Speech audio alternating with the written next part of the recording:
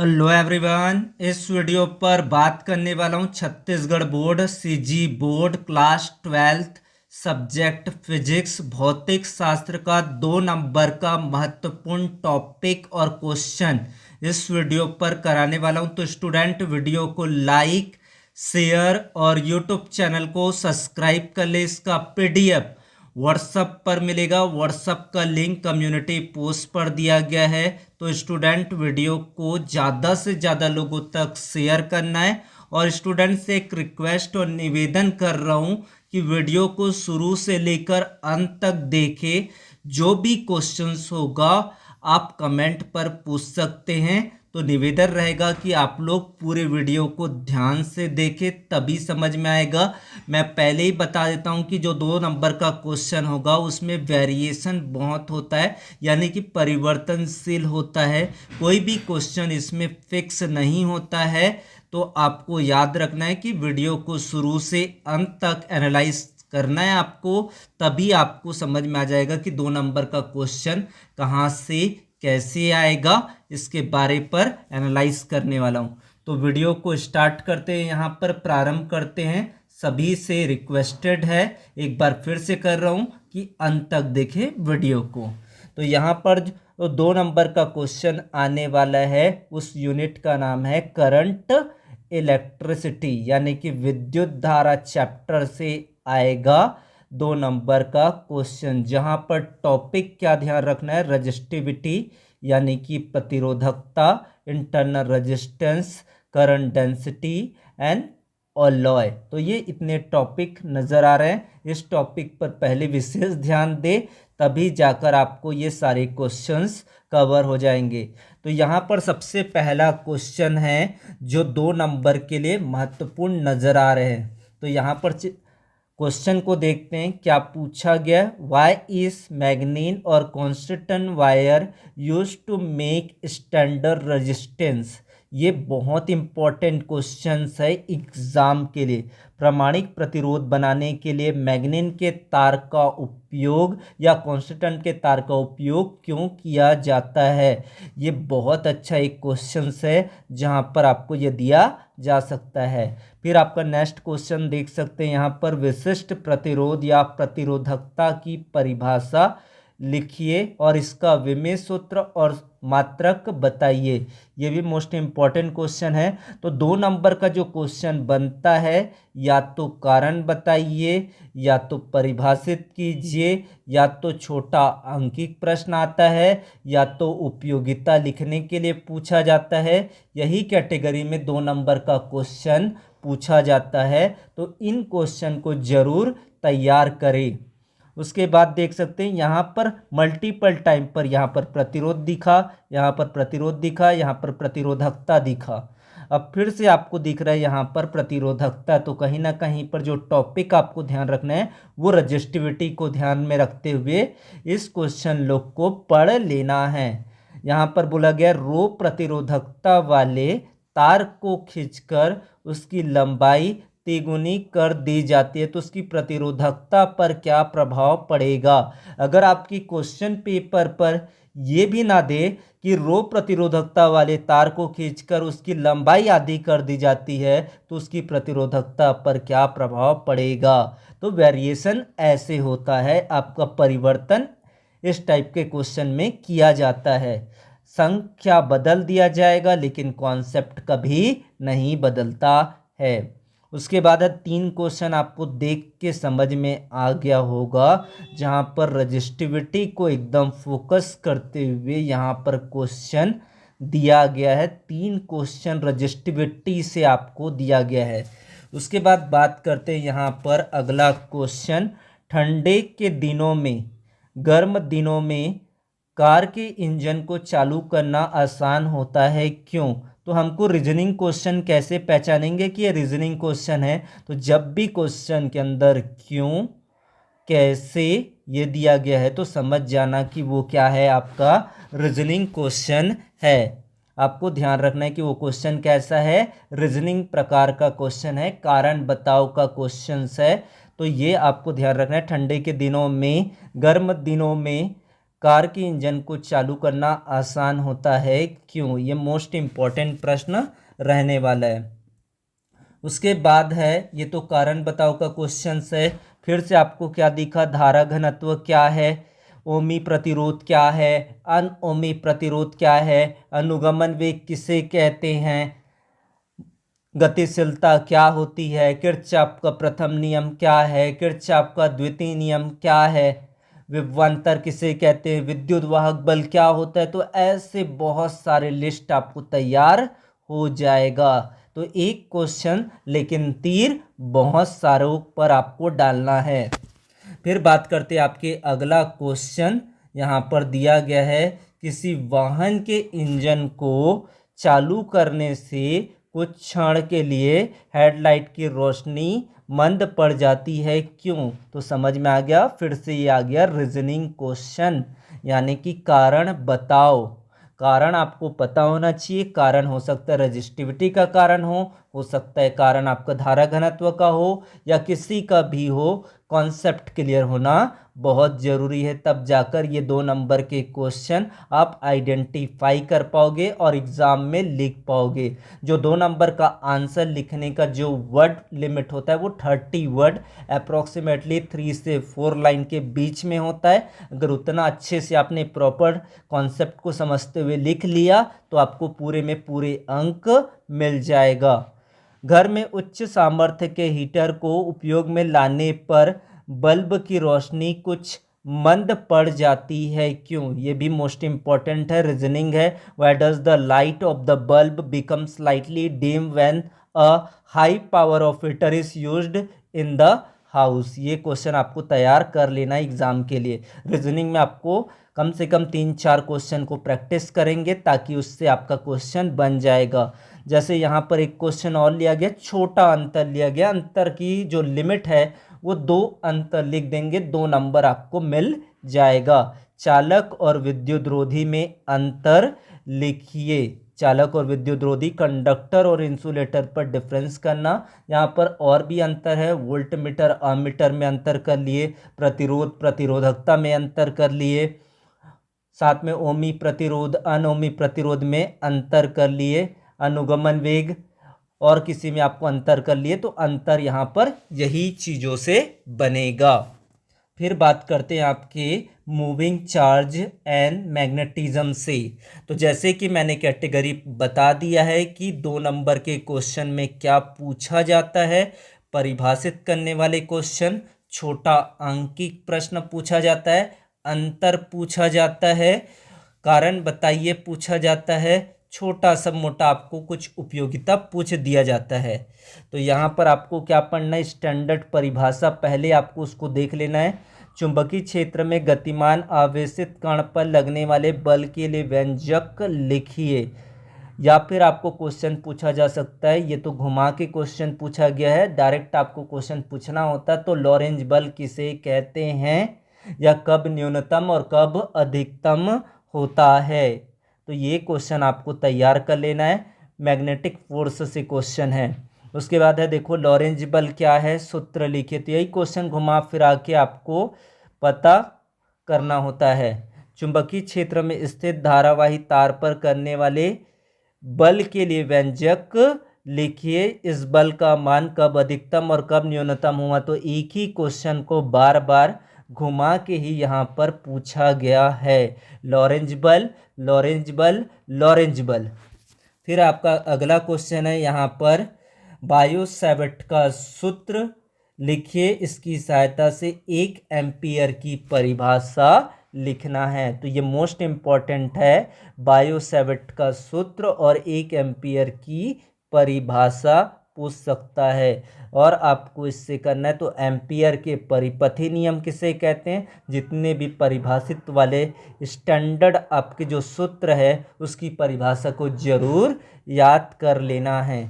छोटे क्वेश्चन आपको यहाँ पर इस तरीके से देखने को मिलेगा। फिर आपको ये देख सकते हैं कि एक आपको क्या पूछा गया, कारण। तो इस चैप्टर का कारण भी महत्वपूर्ण होने वाला है। 2 समानांतर तार जिसमें विपरीत दिशा में धारा प्रवाहित हो रही है, एक दूसरे को प्रतिकर्षित करते हैं। What is a question, 2 parallel wire carrying current in opposite direction ripple each other and Y. Most IMP questions है आपका, इसको देख ले। उसके बाद बात करें आपका अगला क्वेश्चन। अगला क्वेश्चन आपको पूछा गया यहाँ पर, एक समान चुंबकीय क्षेत्र में स्वतंत्रता पूर्वक लटकी धारावाही आयताकार कुंडली पर लगने वाले बल युग्म का सूत्र लिखिए। किस दशा में बल युग्म अधिकतम होगा या न्यूनतम होगा। तो इस तरीके से परिभाषा करना पूछा जाता है एग्जाम पर, या सूत्र लिखने के लिए दे दिया जाता है। उसके बाद है थोड़ा सा आपको क्वेश्चन को पूछा जाता है घुमाकर। घुमाकर कैसे पूछा, किसी चुंबकीय छड़ या तार की लंबाई L और चुंबकीय आघूर्ण M, इसे अर्धवृत्त पर मोड़ देने पर नया चुंबकीय आघूर्ण क्या होगा। तो ये कॉन्सेप्ट क्वेश्चन है। सबसे पहले तो चुंबकीय आघूर्ण का सूत्र पता होना चाहिए, और क्या करेंगे तो क्या होगा, तभी ये क्वेश्चन आपको हो पाएगा। क्या इसमें कारण निकालना है, आपको एनालाइज करना है थोड़ा सा। तो ये क्वेश्चन आपको थोड़ा सा डिफिकल्ट लगेगा, लेकिन कर लोगे, ये होप करते हैं।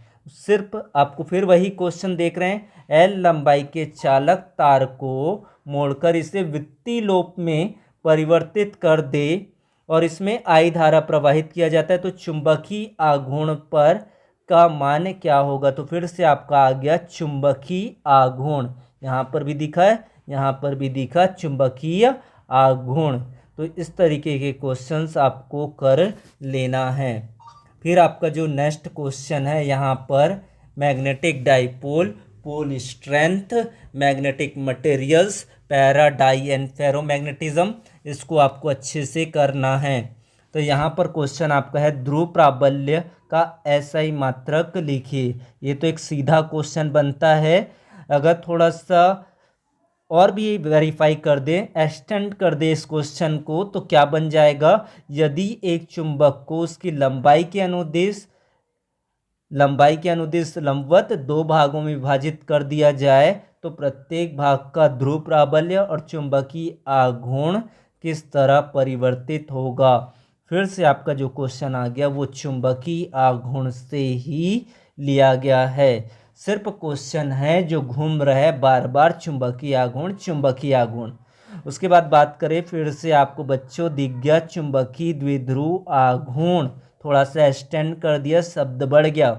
चुंबकीय द्विध्रुव आघूर्ण को परिभाषित कीजिए और इसका एसआई मात्रक ज्ञात कीजिए। Define magnetic dipole moment and right it's SI unit is a must of the question. तो इस तरीके से दो नंबर के जो क्वेश्चंस है उनको ध्यान से समझे और प्रॉपरली उसको याद कर ले, क्योंकि 2 नंबर में उतना ज़्यादा लिखने की ज़रूरत नहीं पड़ता है। 4 लाइन 5 लाइन जानकारी पता हो तो अपने ओन वर्ड पर लिख सकते हैं। तो लेकिन थोड़ा सा क्वेश्चन का प्रारूप ध्यान में रखें। अनुचुंबकीय, प्रतिचुंबकीय और लौह चुंबकीय पदार्थों में अंतर या तुलना कीजिए। चाहे आपको पूछे अंतर कीजिए या तुलना कीजिए या विभेद कीजिए, सारे का जो मतलब होता है वो एक ही होता है। तो इसमें आपको ऐसा भी पूछ सकते हैं, अनुचुंबकीय किसे कहते हैं, प्रतिचुंबकीय किसे कहते हैं, लौह चुंबकीय पदार्थ क्या होता है, या तो आपको उदाहरण दे के पूछ सकता है कि ये किसका उदाहरण है।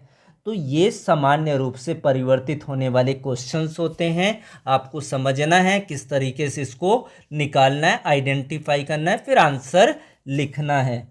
फिर बात करते हैं आपके अगला क्वेश्चन, इलेक्ट्रोमैग्नेटिक इंडक्शन, विद्युत चुंबकीय प्रेरण। तो यहाँ से आपका क्या क्वेश्चन आएगा, फैराडे का नियम, सीधा सीधा आपका यहाँ पर नियम को याद कर ले उठा के।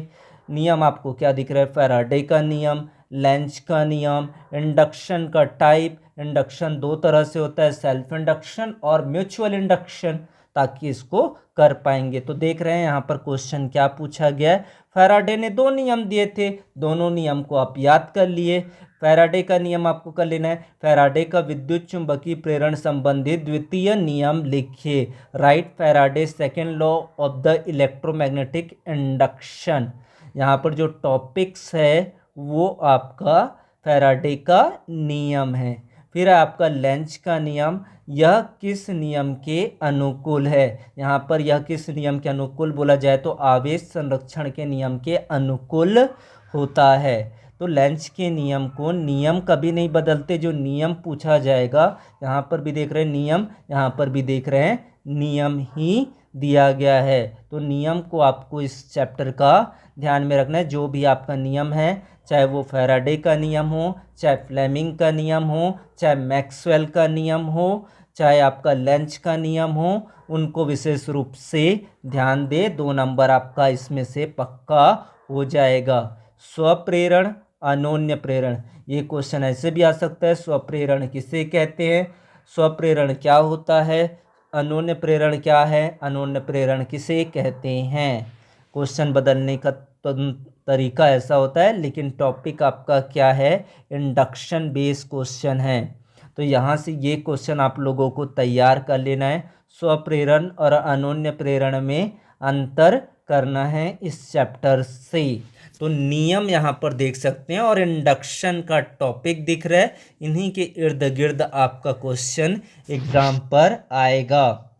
उसके बाद बात करेंगे अल्टरनेटिंग करंट की। अल्टरनेटिंग करंट पर आपको देखते हैं कि यहाँ पर क्या फोकस किया गया है और अल्टरनेटिंग करंट का बहुत उपयोगिता है डेली लाइफ पर। तो यहाँ पर क्या क्वेश्चन आपका एग्जाम पर आ सकता है, alternating current versus DC current, यानी कि अल्टरनेटिंग करंट और डायरेक्ट करंट, यानी कि दृष्टि धारा और प्रत्यावर्ती धारा। RMS, root means square, pick value, reactance and epidermis, यानी कि प्रतिरोध और प्रतिबाधा। तो यहाँ पर क्या क्वेश्चन आपको दिया गया है, तो यहाँ पर किस किस प्रकार के क्वेश्चन को यहाँ पर दिया गया है उनको समझ लेते हैं, ताकि हमको और आइडेंटिफाई हो जाएगा जहाँ पर तैयारी और क्या करना पड़ेगा। प्रत्यावर्ती धारा और दृष्टि धारा में अंतर लिखिए। तो यहाँ पर अंतर को फोकस किया गया है। 2 क्वेश्चन हमें अंतर का दिखाई दे रहा है। तो अंतर और भी होगा इस चैप्टर का, उनको भी आपको कम से कम 3-4 और देख लेना है। प्रत्यावर्ती धारा और दृष्टि धारा में अंतर लिखिए। तो यहाँ पर AC को DC से कंपेयर करने के लिए पूछा जा गया है, या तो यहाँ पर अपचाई ट्रांसफार्मर, उच्चाई ट्रांसफार्मर में step up and step down transformer में डिफरेंस पूछा जा सकता है। प्रतिघात और प्रतिबाधा में अंतर लिखिए। तो यहाँ पर अंतर का जो क्वेश्चन दिख रहा है वो सीधा सीधा आपको दिख रहा है, 2 क्वेश्चन अंतर से आ गया। उसके बाद है आपका इसमें क्या संबंध है, या इस पर आधारित न्यूमेरिकल क्वेश्चन आपका एग्जाम के लिए बनता है। यहाँ पर प्रत्यावर्ती धारा का वर्ग माध्यम मूल, रूट मीन्स वैल्यू आपको निकालना है, and the pick value of the current, pick value of the voltage, इनको आपको विशेष रूप से कर लेना है। इससे आपका न्यूमेरिकल क्वेश्चन साथ में आपको संबंधता पूछा जा सकता है। उसके बाद है तो यहाँ पर 3 ही टाइप का क्वेश्चन आपको दिखा, अंतर कर लेना है, संबंध कर लेना है और न्यूमेरिकल को कर लेना है। उसके बाद बात करते हैं आपके रे ऑप्टिक्स से। रे ऑप्टिक्स से क्या क्वेश्चन आपको दिया गया है, इसको एनालाइज करते हैं, ताकि आपको और कौन सा क्वेश्चन ज़्यादा ज़रूरत पड़ेगा उसको देखेंगे। तारे टिमटिमाते क्यों हैं, कारण बताइए। ये रीजनिंग क्वेश्चन है। तारे टिमटिमाते क्यों हैं, या तो आपको पूछ सकते हैं कि हीरा चमकता क्यों है, मरीचिका भ्रम क्यों है। तो इस तरीके वाला ऑप्टिक्स से क्वेश्चन जो है वो आएगा। पूर्ण आंतरिक परावर्तन किसे कहते हैं, शर्तें लिखिए। पूर्ण आंतरिक परावर्तन से ऊपर जाओगे तो क्रिटिकल एंगल आ जाएगा। क्रांतिक कोण को भी याद रखना है, अपवर्तन के नियम को याद रखना है, स्नेल का नियम को याद रखना है, ताकि कोई भी क्वेश्चन आपको 2 नंबर से उठाएगा तो वो यहीं से उठाएगा। उसके बाद है प्रिज्म के विचलन कोण का मान किस पर निर्भर करता है। या तो आपको क्वेश्चन पूछ सकता है कि विचलन कोण क्या होता है, विचलन कोण के लिए सूत्र लिखिए, 2 नंबर के लिए क्वेश्चन बन जाता है। सिर्फ आपको यहाँ पर शब्दों को ध्यान में रखना है, ना कि पूरा पूरा क्वेश्चन को पढ़ लिए और ट्रैप हो गए, ये आपको बिल्कुल नहीं करना है। तो वीडियो को लाइक करना है, शेयर करना है, सब्सक्राइब करना है चैनल को और बेल आइकन घंटी को भी प्रेस कर देना है, ताकि जो भी वीडियो आए उनका नोटिफिकेशन मिल जाए। फिर से आपको देखते हैं, यहाँ पर आपको पूर्णांतरिक परावर्तन, यहाँ पर क्रांतिक कोण, लेकिन प्रश्न पूछने का तरीका बिल्कुल अलग। यहाँ पर क्वेश्चन क्या लिया, क्रांतिक कोण का मान किस रंग के लिए न्यूनतम होता है, या तो आपको वेरिएशन देखने को मिल जाएगा क्वेश्चन में, क्रांतिक कोण का मान किस रंग के लिए अधिकतम होता है। जल्दबाजी बिल्कुल ना करे, वीडियो को स्किप ना करे, पूरा समझे, ताकि आपको खुद समझ में आ जाएगा आपकी तैयारी में क्या कमियां रह गया है। फिर बात करते हैं लेंस की फोकस दूरी। लेंस की फोकस दूरी किन किन कारकों पर निर्भर करती है। जो लेंस का फोकस होता है वो क्या क्या चीज़ है उसको जो अफेक्ट करती है। On what factor does the focal length of a lens depend, ये आपको ध्यान रखना है, इन्हीं क्वेश्चन को आपको देख लेना है। फिर आपकी बात करते हैं, आपका यहाँ पर क्वेश्चन दिया गया है वर्ण विक्षेपण।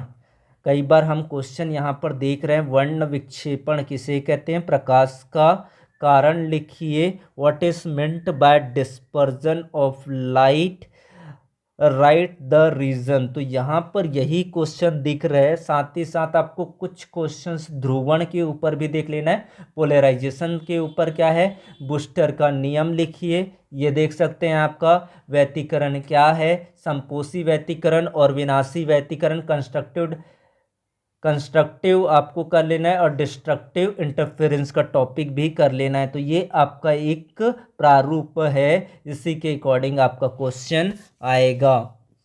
फिर बात करेंगे आपके वेव ऑप्टिक्स से। तो वेव ऑप्टिक्स में क्या दिया गया है, यहाँ पर कारण पूछा गया है। कारण में आपको क्या याद कर लेना है, तो कम ऊंचाई पर उड़ता हुआ वायुयान ऊपर से गुजरता है तो कभी कभी टीवी स्क्रीन के चित्र हिलते हुए दिखाई देते हैं, क्यों। कारण यहाँ पर देख सकते हैं कि 4-5 बार कारण आपको दिख रहा है इस चैप्टर का। यंग के द्विस्लिट प्रयोग उपकरण को पानी में डुबा दिया जाए तो फ्रिंज की चौड़ाई, फ्रिंज डेप्थ पर क्या इम्पैक्ट पड़ेगा, इसको आप विशेष तौर पर कर ले। इस तरीके से क्वेश्चन आपको एग्जाम पर आएगा। फिर बात करते हैं आपके अगला, dual nature of radiation and the matter, जहाँ पर आपको फोकस करना है एनर्जी और मास के ऊपर। यहाँ पर जो क्वेश्चंस पूछा गया परिभाषा क्वेश्चन ही इस चैप्टर के अंदर आएगा। इलेक्ट्रॉन वोल्ट और परमाणुवीय द्रव्यमान मात्रक को परिभाषित कीजिए, ये क्वेश्चन आपको तैयार कर लेना है। Define electron volt, EV and atomic mass unit AMU को क्या करना है, परिभाषित करना है। परिभाषा वाला क्वेश्चन ही यहाँ पर आपको पूछा जाएगा, इनको आपको विशेष तौर पर कर लेना है। उसके बाद बात करें आपके अगला, तो अगला में एटम से आपको आएगा एटॉमिक मॉडल और आयनाइजेशन एनर्जी। आयनीकरण ऊर्जा को परिभाषित कीजिए और हाइड्रोजन परमाणु के लिए इसका मान कितना होता है। तो यहाँ पर परिभाषा क्वेश्चन को और अंतर क्वेश्चन को थोड़ा सा कॉन्सेप्ट क्लियर कर ले, ताकि ये जो भी क्वेश्चन आएगा उनको आप आसानी से कर पाओगे। रदरफोर्ड के परमाणु मॉडल और बोर के परमाणु मॉडल में अंतर लिखे। तो क्वेश्चन की कैटेगरी पहचानना है और उस कैटेगरी को पकड़ लेना है। फिर बात करते हैं आपके अगला, नाभिक की बात करें तो नाभिक में आपको जो क्वेश्चन है isotopes, binding energy, radioactivity, fissions and fusion. आपको 2 नाभिक दिया गया है, जिसमें X का परमाणु क्रमांक है 3, परमाणु भार है 7, Y का 3 और 4 दिया गया है। क्या वे एक तत्व के ही समस्थानिक है, दोनों में से कौन अधिक स्थायी है, इनको आप कर लिए। तो आपका श्योर हो जाएगा कि हाँ ये मुझे बनता है। ये समस्थानिक का ही टॉपिक है, जिनका परमाणु क्रमांक समान होता है, परमाणु द्रव्यमान भिन्न भिन्न होता है, वो समस्थानिक कहलाता है। फिर है नाभिकीय विखंडन और नाभिकीय संलयन। ये क्वेश्चन को भी आपको एग्जाम के लिए कर लेना है, या तो अर्थ समझाने के लिए दे दिया जाए, या देखो दोनों में ही पूछा गया एग्जाम पर। तो नाभिकीय विखंडन, नाभिकीय संलयन इस बार इम्पोर्टेंट रहने वाला है। अल्फा बीटा, इस तरीके से आपको थोड़ा सा तुलना करना पड़ेगा, कंपेयर करना पड़ेगा, ताकि इसको समझ पाए। अल्फा बीटा और गामा किरणों में बंधन क्षमता यानी कि पेडेस्ट्रियन पावर और आयनीकरण क्षमता के घटते क्रम या बढ़ते क्रम आपको पूछा जा सकता है। ये थोड़ा सा क्वेश्चन का कॉम्प्लिकेशन बढ़ जाता है। इस तरीके से जब क्वेश्चन आता है तो लगता है कि हमने नहीं पढ़ा है, तो इसको मैं बोलता हूँ कि विशेष तौर पर इस क्वेश्चन को ध्यान दे। उसके बाद बात करेंगे आपके सेमीकंडक्टर इलेक्ट्रॉनिक्स की बात करें तो यहाँ पर 2 नंबर के क्वेश्चन पर क्या आएगा, टोपिंग को ध्यान दे, कंडक्टिविटी को ध्यान दे, बाइसिंग को ध्यान दे, टाइप्स ऑफ द सेमीकंडक्टर देख लिए। उसके बाद बात करेंगे यहाँ पर डोपिंग। सीधा सीधा डोपिंग क्या होता है, यह चालक को किस तरीके से परिभाषित करता है, मोस्ट आईएमपी क्वेश्चन बन जाता है। फिर है जब किसी अर्धचालक में प्रबल विद्युत धारा प्रवाहित किया जाता है या गर्म किया जाता है तो क्या होगा, यानी कि कारण का क्वेश्चन लिया गया है। अग्राभिनति पश्चाभिनति में 2 अंतर या 3 अंतर, जो भी आए आपको कितने भी मार्क्स में आए, लेकिन आएगा जरूर, इनको विशेष रूप से कर ले। एन प्रकार का अर्धचालक और पी प्रकार के अर्धचालक पर अंतर आपको करना है। ये सारे जो टॉपिक्स है वो एक दूसरे से कनेक्टेड है, एक बना तो दूसरा आपको बन जाता है। उसके बाद है निज अर्धचालक और बाह्य अर्धचालक। सभी जगह पर देखो 2 बार अर्धचालक आपको दिया गया है। निज अर्धचालक और बाह्य अर्धचालक में अंतर करना, differentiate between the intrinsic and extrinsic semiconductor. इन स्ट्रिक्ट सेमीकंडक्टर और एक्सट्रिक सेमीकंडक्टर पर आपको डिफरेंस करना है। तो ये क्वेश्चंस आप लोगों के लिए इम्पोर्टेंट बन जाता है। फिर बात करते हैं आपके दृष्टिकरण में। आपको बड़े क्वेश्चन भी है, छोटा क्वेश्चन भी है। बड़ा क्वेश्चन नहीं आता तो छोटा ही नहीं सही। तो दृष्टिकारी किसे कहते हैं, यानी कि रेक्टिफायर्स क्या होते हैं, दृष्टिकारी क्या होता है, अर्ध तरंग और पूर्ण तरंग दृष्टिकारी पर अंतर लिखिए। तो ये क्वेश्चन मैंने बताया कि वेरिएशन है, बस क्वेश्चन का जो शब्द होते हैं वो सेम होते हैं, लेकिन उसके पूछने का जो तरीका होता है, जो टाइप्स होता है वो बदल जाता है। एक ही क्वेश्चन को हमको लगता है कि उसको उसी रूप में पूछना चाहिए, लेकिन एग्ज़ाम पेपर वाला क्या कर देता है, उसके दूसरे रूप से पूछ लेता है, ताकि हमको पता नहीं चलता है कि हमने नहीं पढ़ा है, लेकिन आता ऐसा है। तो वीडियो को लाइक कर दे, शेयर करे, सब्सक्राइब करे चैनल को, बेल आइकन घंटी को भी प्रेस कर दीजिए। Thank you so much.